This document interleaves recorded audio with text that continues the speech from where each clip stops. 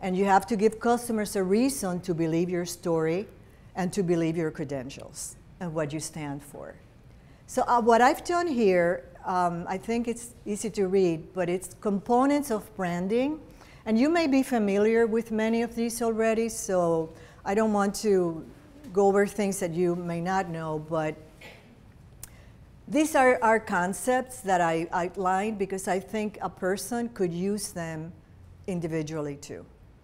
So that if branding is building trust and making a promise and delivering it, that we can all do as individuals, whether we're working in a corporate or organizational environment or as an independent contractor. Positioning, how we position ourselves, it's about what you are, what it is, what you're bringing to the table. And then, of course, you have, if you have physical products, you have design, but if you have a service, you may name it, and you may do a logo or a tagline. And also, if you're a person, how you present yourself, how you look, you know, how you speak to others, what's your style. Meaning and consistency, again, about commitment in all touch points. And that may be the all touch points, you know, even if you're an independent contractor, you have the phone that you answer, you have your product or your service or your business, how you communicate with people in person, through the phone, through newsletters, through email, through an online blog, through the website. And try to eliminate clutter in your life, in the lives of others, because everybody has little time, and their lives are complicated. And a point of view, you know, you always bring a point of view to places that you go, and that really differentiates you. And then doing PR events and implementation, which is about trying to excel at all your touch points.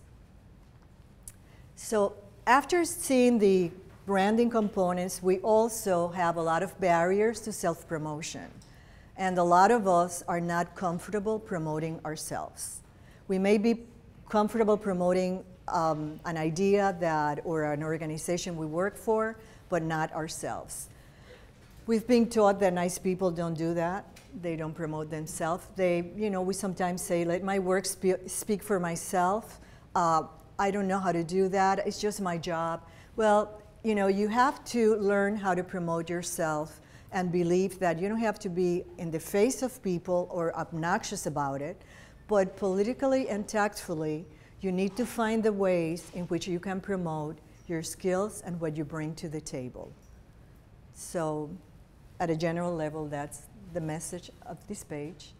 And then how can you do it? Well, you take inventory of your assets, your skills, your knowledge, your experience and track record. You package yourself consistently and make a promise and deliver it. Be good at one or two things, because when we try to do everything, we can't. But if we are good at one or two things, I think people know, and then they come to you for that. You be independent and self-reliant. I can't emphasize that enough. And join professional organizations, because or nonprofit organizations and volunteer. Sometimes when you have a set of skills and experience, you may not be able to use everything in one place. So joining a group sometimes allows you to use a skill that you have not been able to develop as much. And choose, if you do have a business, choose your clients carefully, because they do become you. And then speak out at public engagements. And in some cases, you may write articles that get published, or you, as we were going to talk about today, you write a book. So this is a very general overview of some of the concepts of branding that I've had to work with. So I'd like to stop here and see if you have comments or questions, or if something was not what you expected or clear. So why don't we see if anybody has any questions about anything, or if you'd rather have me move on, I'll do so. Yes? I just have a quick question about choosing your clients. Can I ask you to use the mic for questions so I can speak up on the podcast? I I wanted to ask you about choosing your clients. Not all of us are always, especially in this economy, in a position where Right. we can That's true. choose our clients. Well- so I was hoping you could sort of talk about that a bit more. I think, you know, on a personal level, you have a decision to make. And if the economy is not good, yeah, you may have to decide, okay, I cannot give myself that option, and I do have to work with this client. But I think sometimes we know that a client could be more of a problem or a headache than a solution. So I think that maybe use your intuition and also your mind, but your gut feeling. I know that they say a lot of women do that a lot, but it is important to be connected to your gut feeling, because sometimes you analyze something from a more clinical or objective point of view. Well, the economy is bad. This client is not the ideal, but I'm going to take the client. It may work, it may not. So you have to sort of be in touch with how much you want to put up with. And if you need it, you do it. You know, I'm not saying don't, but times change, and all I'm saying is that. And sometimes I know, for instance, a person who I know personally, that she has a client that she decided, I really don't want to deal with that client anymore. And I know it's business and it's money, but it's not worth the headache. So she decided not to continue servicing that client. And it might not be what we can do all the time, but it's something to have in the back of your head. I don't know if that answers your question. I have a question about branding and how you branded yourself without pigeonholing. Like with all the media out there, once you put your LinkedIn information up there, you're kind of stuck with your brand. Whereas I have a background in sales and marketing and communications, so now I get a little confused how I brand myself on LinkedIn without limiting myself. Without limiting yourself. Well, what I did was I have my background on LinkedIn, and then I decided to write about, or sort of define myself as how I'm going to be working from now on, which is, I'm an independent specialist. I focus on marketing and branding for individuals or small businesses, and I'm developing that. So I'm very honest. I'm not, it's not 10 years that I've been doing this. And I did mention that I had self-published a book.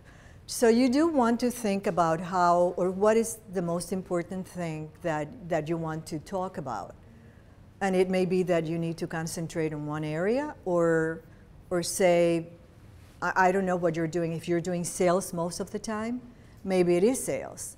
But you do bring to the table marketing knowledge and communications, which could help when you're dealing with a client, because sometimes, sales could be also pigeonholing to something where, you don't understand some of these other things.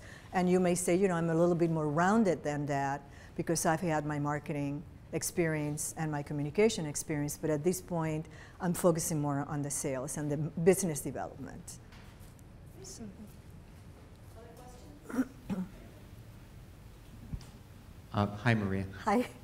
Question going back to the clients again. I've had opportunities to work with clients with side businesses and small businesses, and then I've had opportunities to ask clients to not work with me any longer.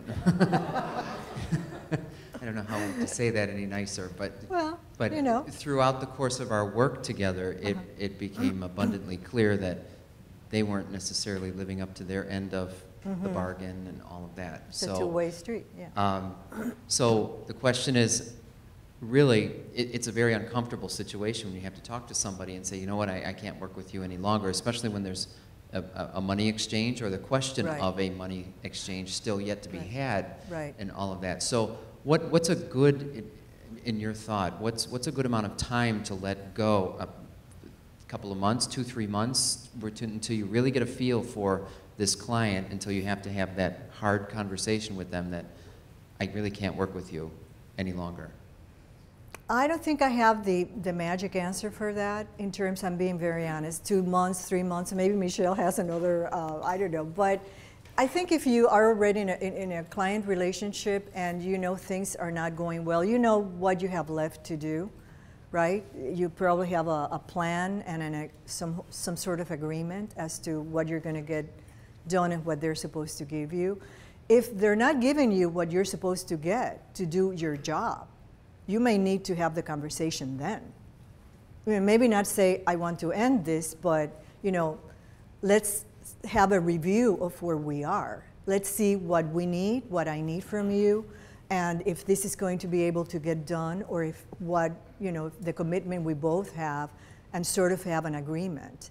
If the dates you have, you know, that timelines and deadlines, and they're not met, you have the right to say, and if you have signed an agreement, you may want to put in your agreement that the agreement can be terminated by either party in 30 days. You know, that's what we used to have in a corporation, 30 or 60 days with some kind of notice, you know, so that the person has time to find another person and you're not leaving the person in limbo, which is not nice either and could be bad for you too.